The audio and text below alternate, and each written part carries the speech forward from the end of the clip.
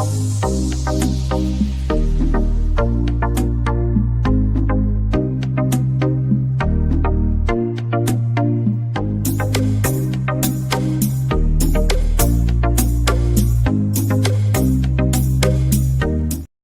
hey, everybody. It's a 2-year-old Tuesday. This is your Future Stars Forecast. I'm Ren Carruthers, and we've seen a lot of very impressive 2-year-old performances so far this summer, one of which was a filly at Saratoga named Libby Lloyd, a homebred for somebody we know pretty well in this industry, Bret Jones of Airdrie Stud. Hey, Bret. Hey, Ren. How are you? I'm doing great. And that filly's performance, right after I saw it, I had to get your digits and get a hold of you and get you booked for this show because that was so impressive. She won by 10 lengths. I actually have the replay, but before we get to it, it was so reminiscent of her own dam, Indian Pride, who won by 8. Yeah, no, it was. And I wish that I'd been there. More specifically, I wish my mother had been there to watch her namesake run, but I was on I-75. Dangerously watching while driving, taking my son down to school. So don't do that. That was a very stupid thing to do, but we were awfully excited about her getting to the starting gate. And so I did get to see it live, just not in person. But yeah, I was there when her dam broke her maiden, when Indian Pride did it in 2019.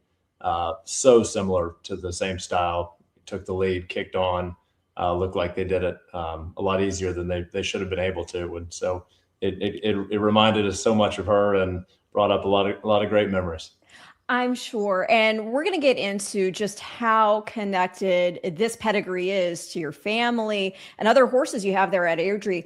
But before we do, it is like the word was out about her, and I would think that there's a little more pressure when people are already whispering about a horse you have ready to rock and roll out of the barn, right?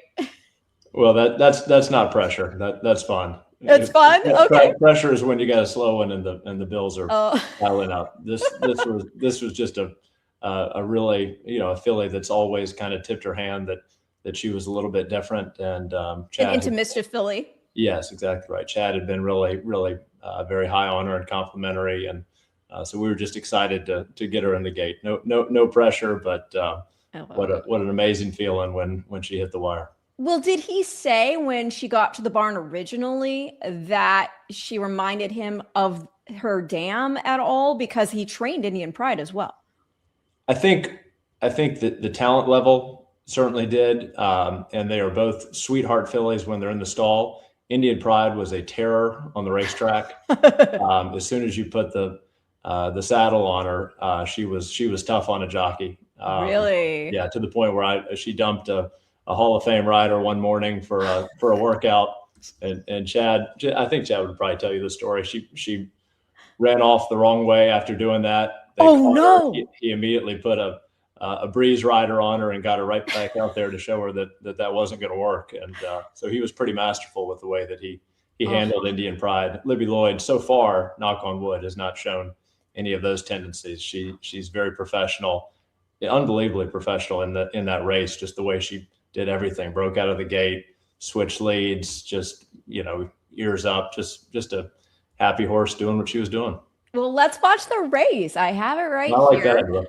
I love and by the way, I love that you can go. I got to give a plug for my DRF formulator because I love it. That's what I use to do all my handicapping. But you can also go back in the charts and you can watch the replays. And so let's go ahead. We're going to pull this up. And I think it's everything you wanted to see, even to the figure of a debut for a 2-year-old. So let's see here. I'm going to hit the play button and Libby Lloyd. She's a 3-horse. Let's go ahead. Breaking from the rail with 2 scratches. Yes, exactly. She was on the inside because of that. But and were you at all like, oh, great, insides out? It was on paper. It was one of those just crazy, tough looking Saratoga debut races for so many of them. A lot of very expensive horses, a lot of beautifully bred horses. So I was welcoming of multiple scratches with the hope that she could get out of the gate because she had done that in the mornings, and she certainly did in the afternoon as well. Did you know that she was going to go right for the lead and just try to wire? No. We thought she had the speed to do that, but that's left in hands of far more capable people than us. Whatever Chad and Flavian had decided beforehand, I was not privy to. And how she opens up here is, again, so impressive. It really is something to see when a horse gets into rhythm in stretch like this. Yeah, and such a great Frank Miramati call. Yes. Oh, I'm sorry. Yeah. No. You're great. We don't need to rehash that. I think I'm the only one super interested. But I think he said, "Say hello to Libby Lloyd." Yes. At one point. So when that's your mother, that's kind of cool. We've watched that a few times together. I know how many times I've watched it. I don't know how many times she's watched it, but they're probably pretty similar. We when you have one like that, you watch it over and over again, you enjoy it. Of course. And recognize that those don't come around very often. Well, at what point did you know that this was a filly deserving of the name? Honestly, we really didn't wait for that. Really? This is the type filly that historically we have always sold. We're commercial breeders. The horse business is our only business. If we don't make money in the horse business, then we don't have a business. Mm-hmm. And so she's very well bred. Obviously, she's by Into Mischief, one of the best sires of all time. Yes. So she had a lot of value. She's a half to publisher who ran in the Derby, a lovely family underneath her that we've had a long time. But we just decided to keep her because we thought she could be very special. We lost the mare who was such a talent. I know. I'm so sorry. So the thought was, this is a beautiful filly. She's got every chance in the world. Even if she can't run, the hope is that she'll be in the broodmare van for the next 20 years. So I named her very early on after my mother, knowing that win or lose, she was always going to be around the farm and would always be that, kind of there to remind us. And we sent her to Niall Brennan to get ready. We knew she was going to Chad's program. We told Chad really years ago that if Indian Pride ever had a top daughter, could he train her for us? And he was nice to say yes. And so she went to Niall Brennan. Niall's group did the job that they always do, just incredible, just superior horsemanship. And Niall was pretty high on her when he sent her on to Chad. She went with the first load over to Oklahoma. And, it's one of those where, knock on wood, and I'm doing it right now, not everything has gone to plan. And what I just said is one of the dumbest things you can ever say, because that's exactly when you screw it all up. But no. She's just been one of those deals. She's just very straightforward and has impressed everyone that's ever had anything to do with her. Boy, she's stamped, huh? Yeah, that's so cool watching her there, those ears up, and just a happy horse, and just so classy. Oh, that is the word that straight away came to mind. Classy. Yeah, I have my kids up. I've got 4 children. We were all up in Saratoga earlier in the meet, and that's a trainer's nightmare when you've got 4 kids in town that want to come pet the horse. So we would go by and see her, and my 3-year-old daughter, we've got pictures of her in my arm and Libby Lloyd kissing her face and sniffing her hair, and just this giant smile on my little girl's face. So she's one of those that's just really, really cool to be around, in addition to being talented. Oh my goodness. That's very endearing, especially just looking at her pedigree again, because we talk about how these horses, we grow up alongside of them when we're part of the breeding program, right? And there are so many connections. You already mentioned publisher. We'll talk about him in a minute, because we're going to see him taking on turf for the first time at Kentucky Downs on opening day. But again, Indian Pride, I mean, what a horse she was. I know it was a short career, but to win 3 of 4, including the Shine Again Stakes, she obviously had tremendous talent. But daughter proud citizen, who, hello, Airdrie connection right there. And you have 3 Kentucky Oaks winners, 2 of which were daughters of Proud Citizen. Mm-hmm. Talking about Proud Spell and Believe You Can. And then you just look at this. I mean, Indian Pride, a half herself to biofuel champion, sovereign champion, horse of the year, I believe. and to another really talented racehorse and champion in Twindy Way. Yes. Yeah. All of which we raced. So that family's, probably been as good to us as just about any of them. And I go back long enough. I remember being an 11-year-old kid working in the broodmare band when we had Upper Dancer, and Upper Dancer was on that pedigree page, yes. three or four dams back, I guess third dam. And she'd had a horse run in the Derby. So back then she was a celebrity to me. I remember she had an Aladar foal, and I thought that was the coolest thing that there was. So we go back a long way with that family, and you are speaking my language. You are speaking my language. I always told everybody, because part of the reason I am not shy to go up to any celebrities in racing, except the only time I've ever gotten nervous talking to somebody was the very first time, and it was completely unwarranted because he could not have been nicer. It was D. Wayne Lucas, but I mean, hello, right? But no, when I was growing up, it was always the broodmares on our farm that I considered to be the celebrities, because I'd be like, oh, this one's related to Citation, and this one's related to Damascus, and I when you look at horses in that type of way, the human connections are a little easier to deal with. It's well said. No, you either love it or you don't. And I loved it from the very start. It sounds like you did as well. Oh yeah, you're pretty lucky. I didn't have the same, perhaps, band of just genetic gold that you all did. I grew up in Michigan, but that makes it so much cooler. Yeah, right. Absolutely. I remember when Bo Genius came in to run in our Michigan mile and 1/8. And all of that, and just great memories. But, we look at this family, and, if we talk about family numbers, for example, like 5G, and that's this family's tail female to a blue hen mare named Remembrance. And Remembrance is an important mare, and so is her Damn Forget. It's fun because Mage is part of that family too, and you're standing him. He's a Remembrance line stallion. I learned that for the first time today, if I'm being very honest with you. Well, there you go. Look at that. so thank you for that. No, you got it. Yeah, I mean, it's a different daughter of Remembrance from which he hails, but still, I thought that was so cool. And so obviously Mage is from that, then so is his brother Dornick and Beza, because they're all out of Puka. So I thought that was really a fun fact.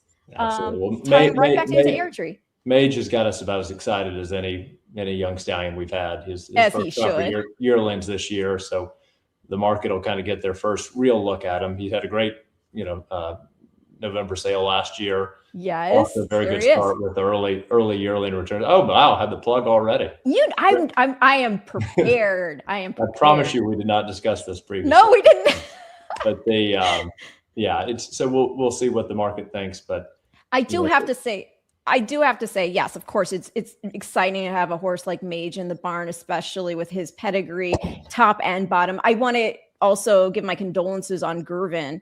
That I was actually there when Gervin won the Haskell Stakes, and I have this beautiful photo that I posted because Robbie Alvarado had passed away, and for both of them I'm very sorry, on both sides of that. Thank you. I saw your photo and I passed it on to people. Oh, you did? Yeah, because I was close with Robbie, and that's obviously the more tragic. But yes, of course. It was just such a gut shot with us with Mage. I was at Saratoga, and like I said, you should never start thinking that things are great. I was watching morning workouts. I was thinking to myself, what a perfect morning it was. Yeah. And then we get the phone call, and just absolutely rips your heart out. Hardest phone call I'll ever have to make was calling Brad Grady in the thoroughbred business. That's important to delineate. But called Brad and just knew what that horse had meant to Brad, to his family, to Misty, to his kids. The memories they have that day at the Haskell, think how special that is for them. Oh, I even saw kids in the silks. Yeah, exactly. And he's just, he was hitting his stride, and I think has some very, very, very special years ahead of him. but Yeah. I don't know what to do other than be grateful for what we had, what he gave us, and that's about all you can do. I know. And it might be just sort of, the sentimental side, but I kind of do, as tragic as it is, it's sort of, you think about the both of them in such, again, short time within each other passing away. And it's you kind of can't help but think of, well, maybe he's riding high in the sky together. I like that thought a whole lot. Yeah, but lots to look forward to, obviously, while still respecting what was. You've got a great Stallion roster. And, one of the things I was so impressed by, I just want to, before we get back to the race horses, Divisidero, I was looking at his pedigree, and this guy needs more love. This guy needs more love. When you right here, it says a multiple grade 1 winning son of leading sire Kitten's Joy from the female family of Northern dancer Halo and Danehill. Let's put that even in better perspective for those out there who have maybe a mare who's gonna have a predisposition to turf with her foals. Hello, not just a connection here, but the fifth dam is Cosma herself, the dam of Halo. And what people forget is Cosma's a half sister to Northern Dancer. That is unreal pedigree right there. And I mean, he's still a relatively new stallion. Yeah, that's one of the frustrations when you bring in sometimes a stallion that maybe you're higher on than the market is. And Divisidero would sort of fit that description. He's unapologetically, he's a turf sire. He's a turf horse. Well, look at all these purses at Kentucky Downs. Hello, everybody. Exactly, and that's what people should be looking at. Turf racing, is such a good product. I think you stay sounder. You're getting closer and closer to the 50% division between dirt and turf graded stakes right now. Like, turf racing is an incredible opportunity. But the market, just for whatever reason, is not as interested in a exclusively turf stallion like that. So we have supported him. He's done very well with the opportunity that he's gotten, but it just hasn't been the opportunity that some of the others have received, unfortunately. I was so impressed by his pedigree. It's chef's kiss. And actually we've had some good luck breeding proud citizen mares to Divisidero, which is inbreeding to that same family. So that is kind of interesting. I'm hoping one of these days it'll throw a really special one. I love it. And yes, I think turf is just such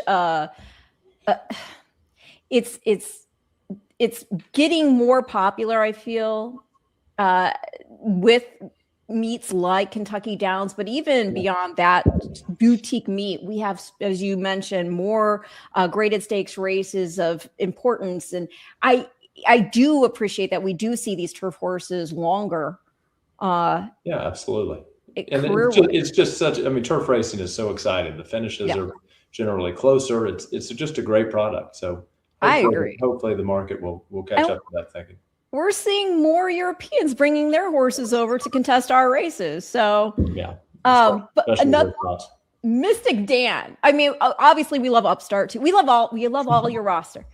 But Mystik Dan, I was there for his little in the paddock retirement party at Churchill Downs. I was actually the paddock reporter that day with Kenny McPeak, and I could have gone on and talked to him through the whole race that we were talking in front of. Call to post came, so we actually had to roll it up. But yeah, Mystik Dan, I mean, what can you say? This is a horse with so much to offer here. And not only that, but we look at this sire line again. He's by Golden Sense, first crop son of Into Mischief, son of Harlan's Holiday, with whom you have history, if you would like to tell the viewers who don't know. Yeah, we stood Harlan's Holiday, and I remember well rooting for Into Mischief from that first crop. And he's running out in the grade 1 out in California. The futurity is a 2-year-old, and just being over the moon when he won it. And that doesn't seem that long ago, but clearly it was.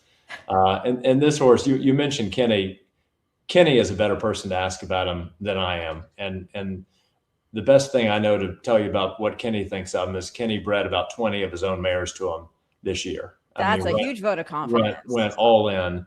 And obviously we're doing the same thing to make sure he gets the support and the opportunity. But Mystik Dan I've always had a little kind of a chip on my shoulder, because sometimes we're all guilty of, reading social media and seeing, and people would say, oh, well, he'd come up the rail, or people would say he won at Churchill Downs. He came up the rail because he had the turn of foot and the ability to put himself in that position. And he had the courage to do that.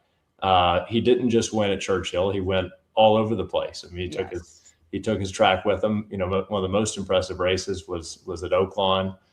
He's a horse that was second in another leg of the Triple Crown and the Preakness. I mean, so some of that stuff kind of, you let it get to you maybe a little more than you should, but at his heart, and you look at the picture of him there, I mean, he's an into mischief. I mean, with the blaze, with the coloring, with that look, the way he's made, that medium size, just really well balanced, sound look. It's all there with that horse. I mean, I really do believe it.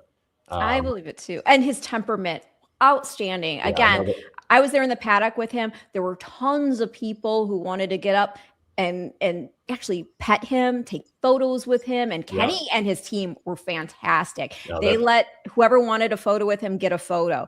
And the horse was so well tempered. He never, as they say, turn a hair.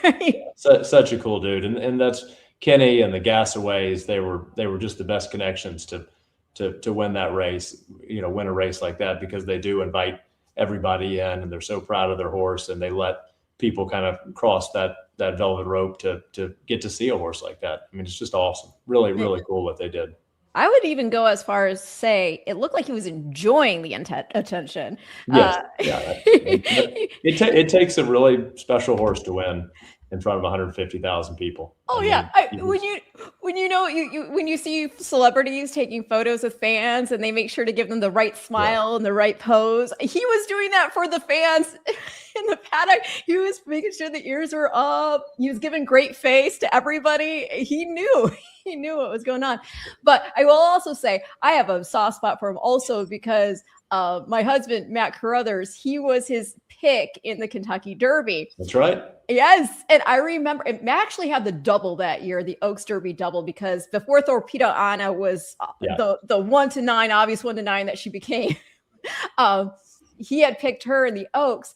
And so when he won the Derby, or they crossed the wire, I was pretty sure he got there, but I wasn't 100%. Yeah. And Matt, I was in the regular winner circle at Churchill. Matt was in the infield suites, and he calls me right up, and we both go, did he get there? Oh, that's great.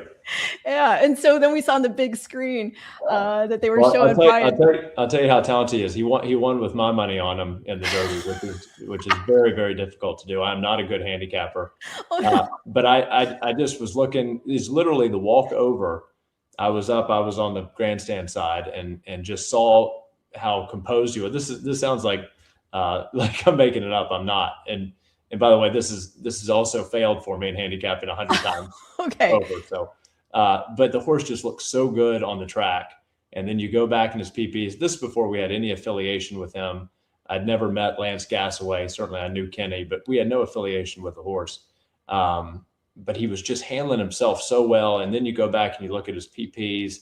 He'd, had this super impressive race at Oaklawn. It was there. I think the question was, can he get the mile and a quarter? Which was valid, and he proved he could. So he sure did. And then we pursued the deal, and then very lucky to get him. Very lucky to have two Derby winners in the barn. That's pretty surreal sometimes to walk to the Stallion barn and watch people's reactions change when you bring a Derby winner out. It's pretty awesome.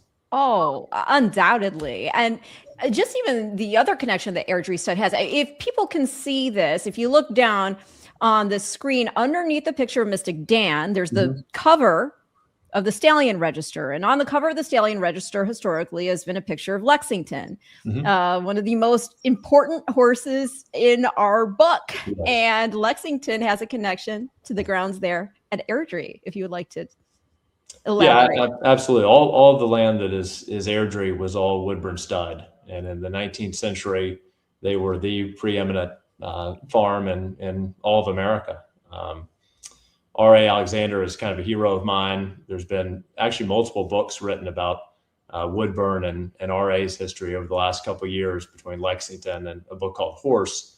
Horse is great. It's a great read. I prefer Lexington just because it's historically accurate. Yeah.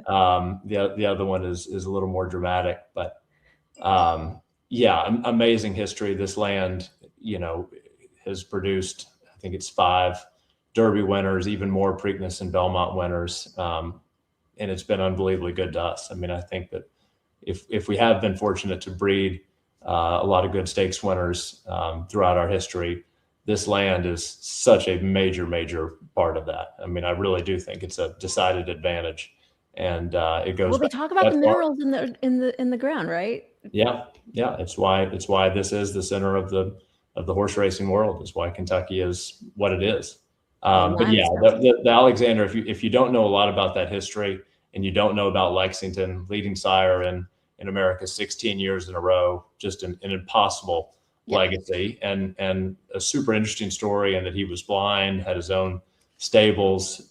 Even more interesting in that Confederate guerrillas, during the Civil War would raid the farm, trying to find Lexington or Asteroid or so many of these great Alexander horses that would then lead to these dramatic chases with rebels, and it's fascinating. It's an amazing history, and I really love it, and love being having our farm be a very small part of that.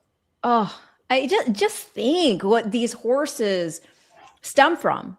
The history, and this is what we're talking about here is just American history. Obviously, they were being cultivated well before that in Europe, and it's I don't even know.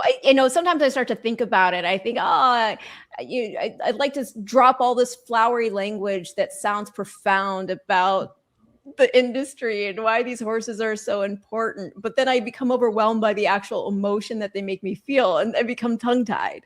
Yeah. That's what it does to us. And, but that's what it's done historically.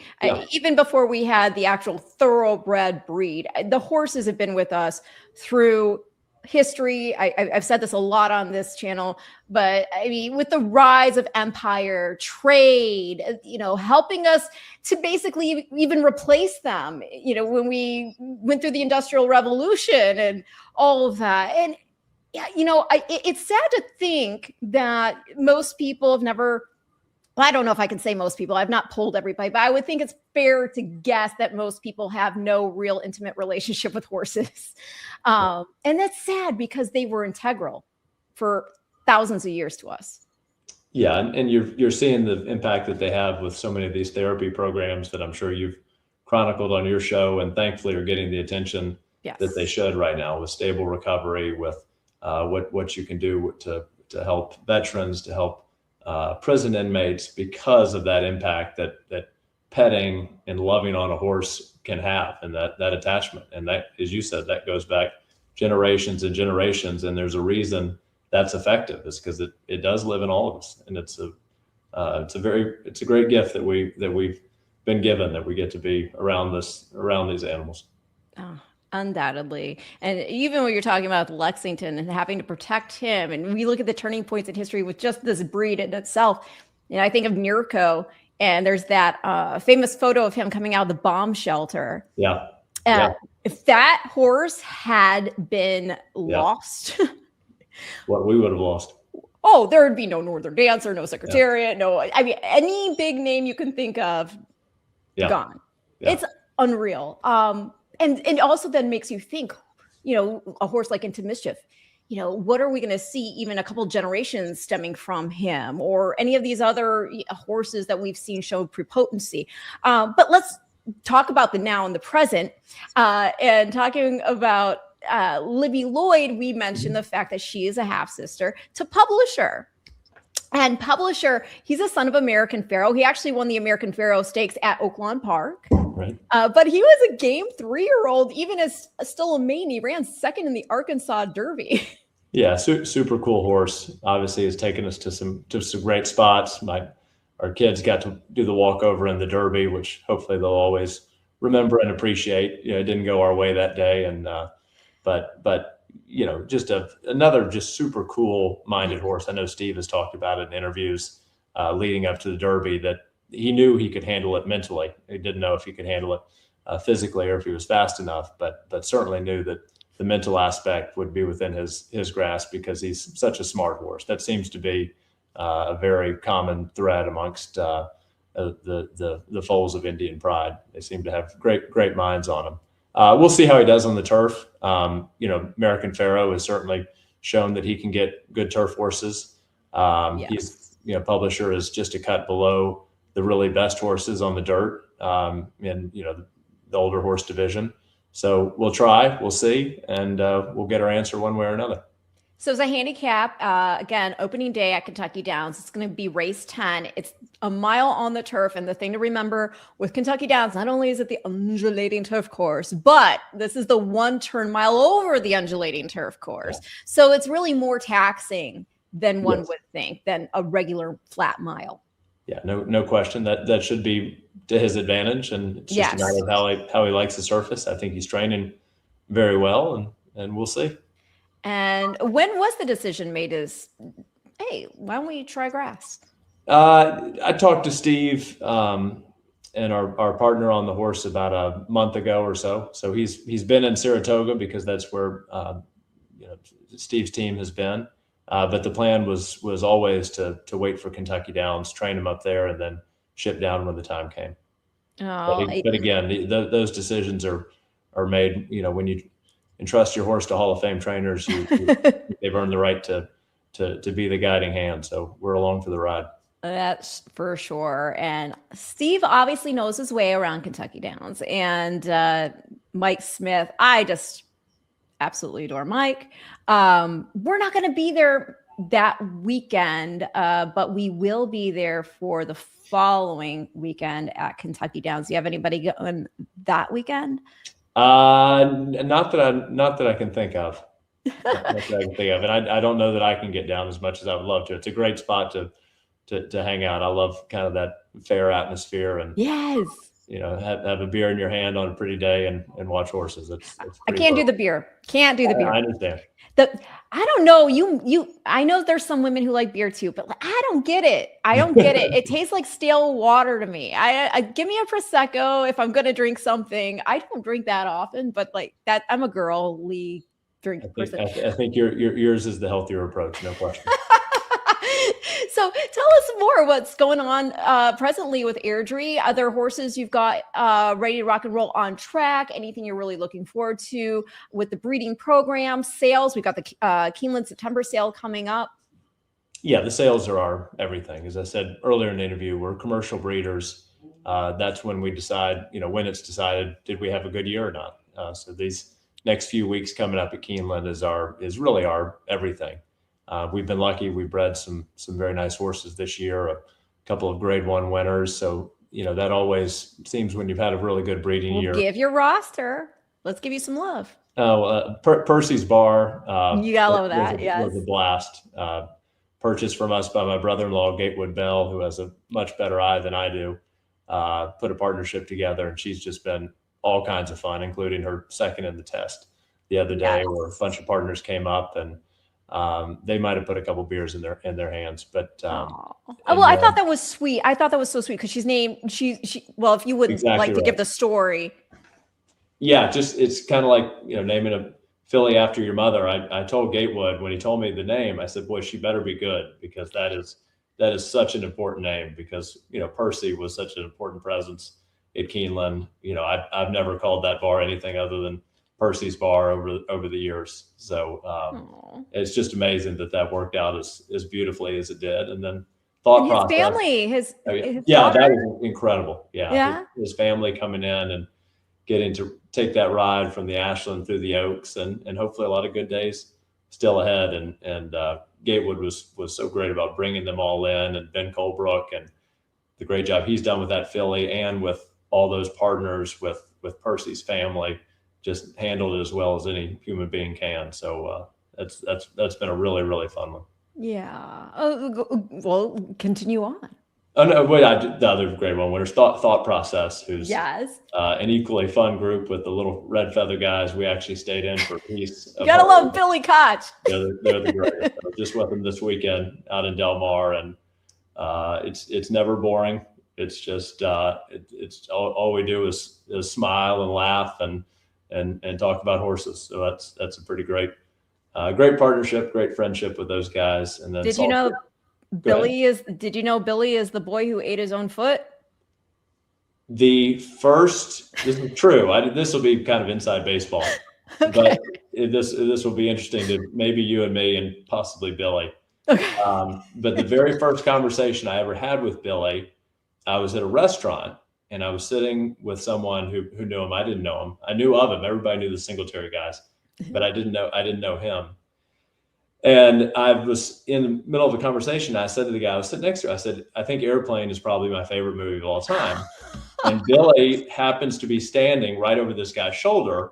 And I don't know if he's eavesdropping, but he hears that. And he said, I'm in Airplane. Oh my gosh. What do you mean you're in Airplane? And you can take it from there. You can give the background.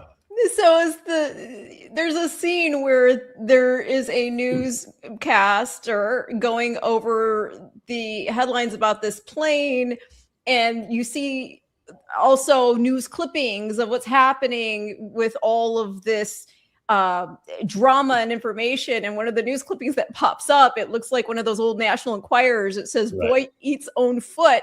And because Billy's grandfather produced the movie, he used his, I think it was his school photo. Yep. For that. Yeah. That's the comedy of it. It had absolutely nothing to do with the airplane disaster. But, nothing. But you and Matt, my husband, I cannot tell you how many times, and maybe how many times a day, he will randomly just quote. It was my babysitter as a kid. Like my parents could leave and just put on Airplane, and great! Did you have any? I'd be happy. Did you have any issues growing up about flying? No. I probably just make fun of too many things. Is the downside. But that is a fun group. But that was literally our very first conversation, and then I ended up talking to him for a long time that night, and it wasn't too long thereafter that we decided to start partnering, and we're coming up on our fourth partnership group together, and it's been a blast. We've had nice horses, we've had a ton of fun, and not most importantly, friendship's more important, but I love racing in California and being a part of that program, because I just think it's so important that it continues to have the place in the industry that it should. So we're racing a lot of horses out there, and loving They've got a great ship in and win program too. Yeah, there's obviously a discrepancy in purse money with what you're seeing on the East Coast because of some of the different ways that those tracks can generate that, but they're getting creative. You've got the ship and win program, and when you tie that into the normal purse, you're actually that gap narrows significantly. You can run for real money in California, and you can have a lot of fun doing it. And Del Mar and Santa Anita are, I mean, if you can't enjoy those two places, then I don't know what to tell you, because they're just beautiful. They're fun. The history. It's such a great community out there, as you know, of people that all love the game and want to keep it going out there. So it's great to be part of it, and this has kind of given us a way to have a real presence there. I love that. But again, we're talking now about Kentucky. We're talking about the sales, Keeneland September, and of course, we're going to see you well represented. You will. We will not be taking Libby's half sister by Gunrunner is cataloged, but we've made the choice that we will keep her in the racing stable. So, I do not blame you whatsoever for choosing to do that. That's a departure from our normal business model. How hard is that for you? Because you would know, obviously, already just being by Gunrunner, and coming from a dam like that. But now with Libby having won as impressively as she did for Sat, and I should have asked you what the plans are for her going forward, because I think I read that you feel obviously this coming weekend was like too quick a turnaround. So where we'd see her next is likely the new Belmont. That's what Chad thought. Yeah, the Frizette. Given that everything goes well, I haven't heard anything to the contrary from what he said in the press, and that was try her at the 1 turn mile, and I think that's within her wheelhouse physically, and we'll just see if she's good enough. Okay. Well, now the gun runner filly, like again, it's got to be hard. So when you make that decision, is it something you think over for a while, or is it sort of at this point, well, no, for our broodmare band, going forward, obviously, she's just this big, beautiful filly that you can see being a really important broodmare someday. Doesn't mean it's going to work, but that's the thought. And again, having lost the mare, to be able to keep 2 really nice fillies, so far so good with Libby. Hopefully this filly can, kind of continue and on that same path, because physically she's got all the attributes. She's just a perfect gun runner. I mean, she looks like gun runner. She's just a kind of a big, strong chestnut, exactly what you kind of hope she would be when you put the mating together. So does she have a name yet? She is not named. Okay. I'm sure you've got a lot of good ones. She is not named. I'll probably be equally as dumb and name her after my daughter or something. It makes it impossible to ever sell. There you go. Exactly. That's what kind of makes it pretty special. I completely agree with that. Well, okay. Well, what about horses who will be remaining in the sale? Yeah, we've got a great group.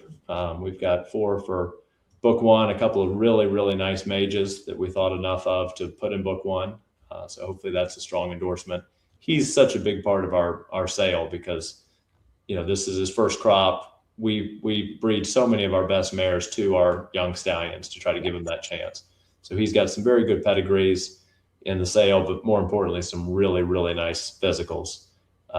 We're lucky we've got a really nice, very strong, well-bred, Life is Good colt. He's doing awfully well.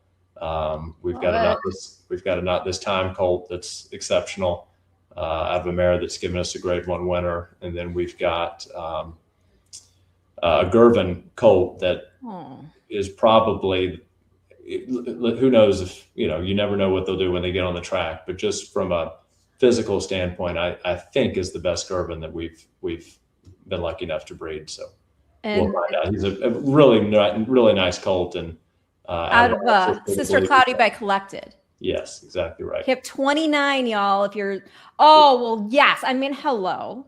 The dam is a hat to Believe You Can. Oaks winner.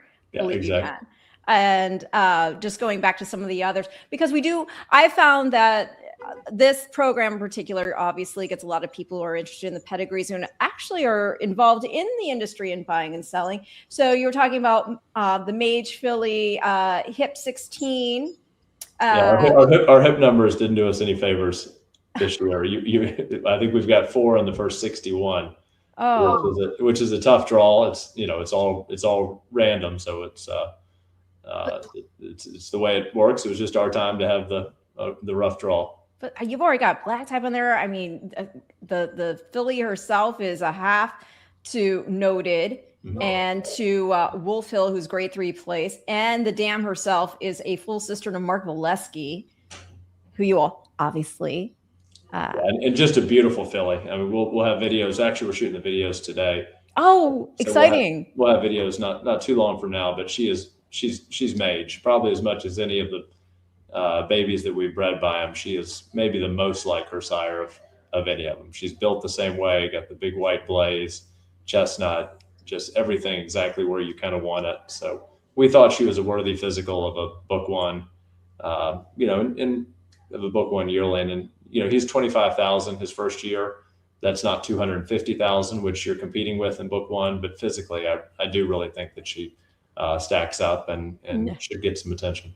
And I mean, for those who don't know, Mage, son of Good Magic, of course, a son of Hall of Famer Curlin. So you get those chestnut flash genetics coming through also. But Puka herself, a daughter of Brig Brown, who Big Brown, I was convinced was going to win the Triple Crown. I was convinced. We all were, sure. Yeah. And then whatever happened in the Belmont. I think there was a bent shoe, something else. I don't remember exactly, but I'm going to say he had an excuse. But, you know, you've got like a horse with Big Brown who's very heavily like got the Northern Dancer influence. And then you got Curlin who's got a lot of Mr. Prospector influence. So just the top of those coming together, the way in which they do is very, you know, intriguing to me.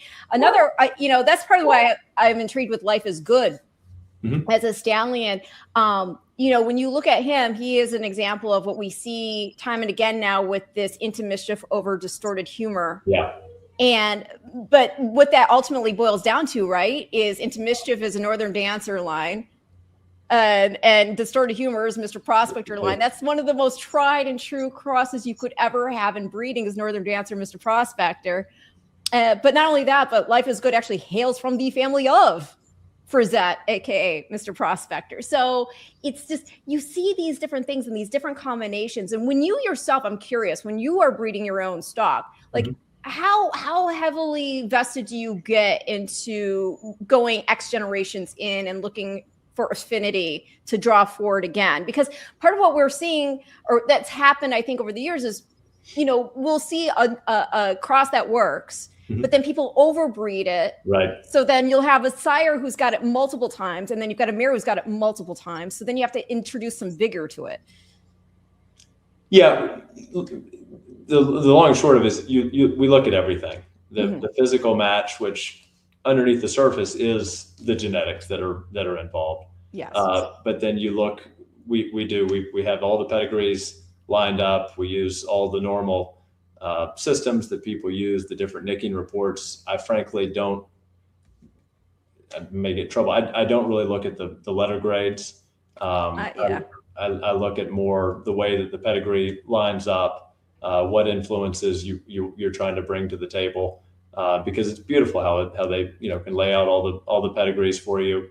It certainly makes you feel better when you like something and it's an A++, but some of the best horses we've ever bred have been far from A's, and you take a little bit of pride in that. But it's you look at everything. You go back to those family. We're all geeks at the end of the day on this stuff because we love it, and you're really looking at the whole picture.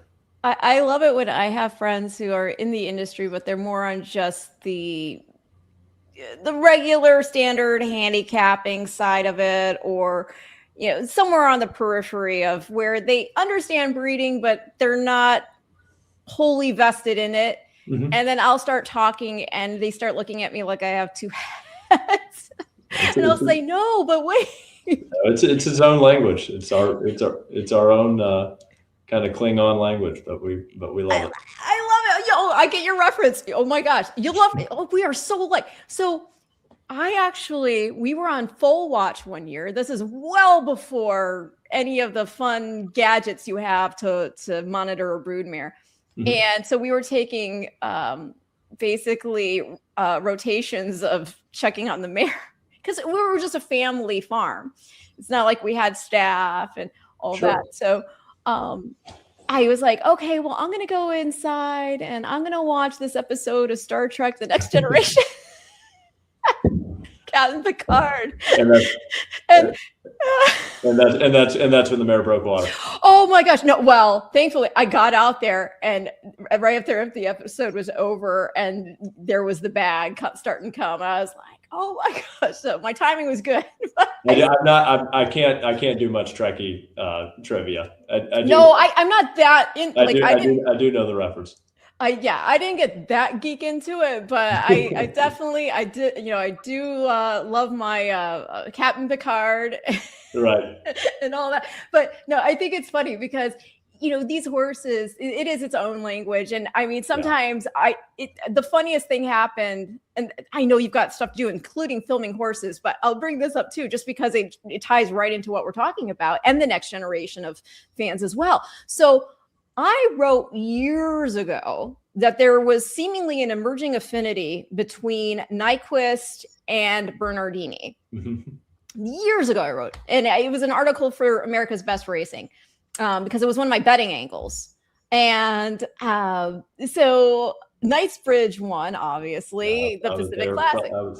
I was there in person, and I actually texted Dan Pride. I said that was one of those you'll remember where you were kind of moments when you watch a horse go, 45, 109, and then watch him keep running away from him. That was pretty silly. Yeah, he definitely didn't have it easy on the front end, and yet he won as if he'd never been pressed. Yeah. But here he is. He's a representative of the Nyquist over Bernardini, which is all Darley. And so I told Matt, I was like, oh my gosh, it's kind of cool to just see this play out over all these years. And no sooner do I say this to him, but I get a text. And the text is from this amazing, wonderful young man, Nate Rosen, who is the son of Ed Rosen, who is the pedigree guru maestro for Micropoli. And he texts me, and the only thing he says is Nyquist Bernardini. That's awesome. And it just made me so happy. And I texted him back. I said, no way. Well, I say it all the time, but that's the great thing. One of the great things about the sport is you always get your answer. You have an idea, and it might take 10 years before you get your answer, but you always find out whether you were right or wrong. So if you impulsively like a cross, you're going to find out eventually if it was the right one or not. Well, that's for sure. And going back to you mentioning Dan Pride, I got to give him a shout out, because here he is. He manages one of the most premier farms in the world. He had just won the Whitney with Sovereignty, and he was he had been on the flight out with us, just traveling economy. And on the way back, he's just traveling economy, just sitting in the back there, and we're chatting in the aisle saying congratulations. And it's just funny because I think a lot of people outside of knowing a lot of these people personally might have ideas of private jets and whatever. And here he is. He's just won one of the biggest races in the country and traveling and putting up his own bag up there in the overhead compartment and all that. Yeah. And speaking of Dan, I send him that text, and he immediately asked if he can check in on my son, who goes to the same school that he used to. So it's the friendships that you have in the business that are so much more important than all the other stuff. And you're right. If it's this nose in the air reputation is really, really wrong. And it's just not what the reality is. The reality is we're all united by loving the game. And when we're in person and we're not over a computer or facelessly taking shots at people, we all really get along and love, doing this together. So it's a great game for so many reasons, not least of which are the people you meet along the way. And for so many of those in the industry, it's beyond just being involved. It's been your actual life, your whole life.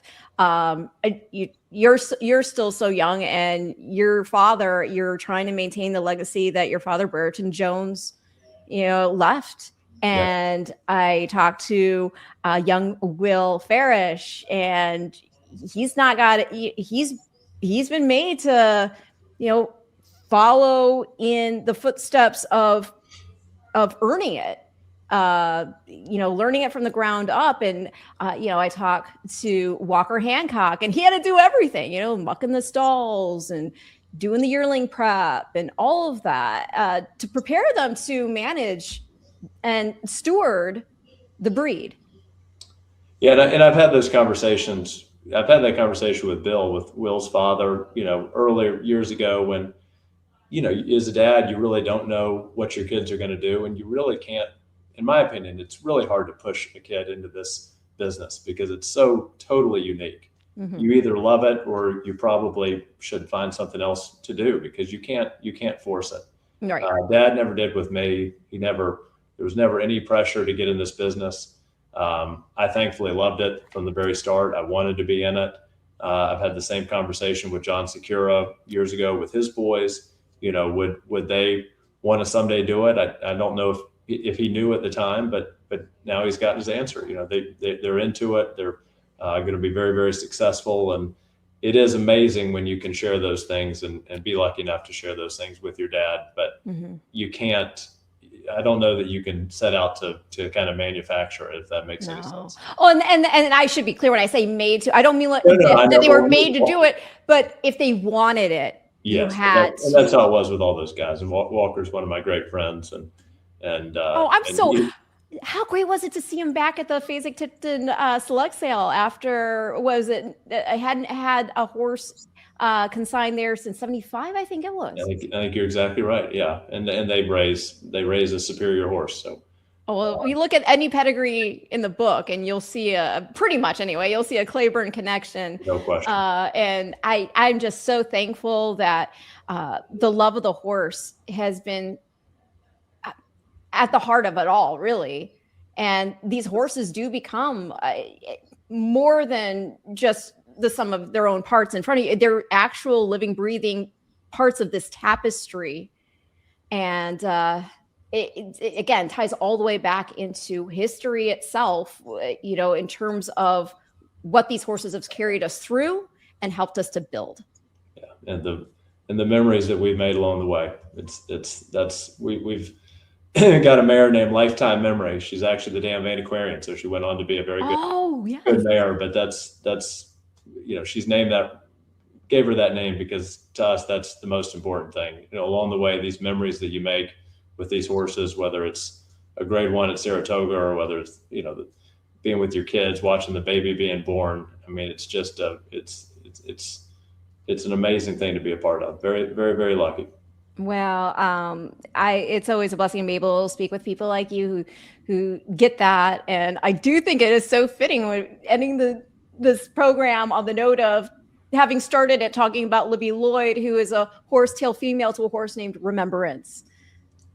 Well said. Yeah. So, Bret, thank you so much. Everybody, this has been your Future Stars forecast on a 2-year-old Tuesday featuring Bret Jones of Airdrie Stud. I will check you back here next week. Thank you.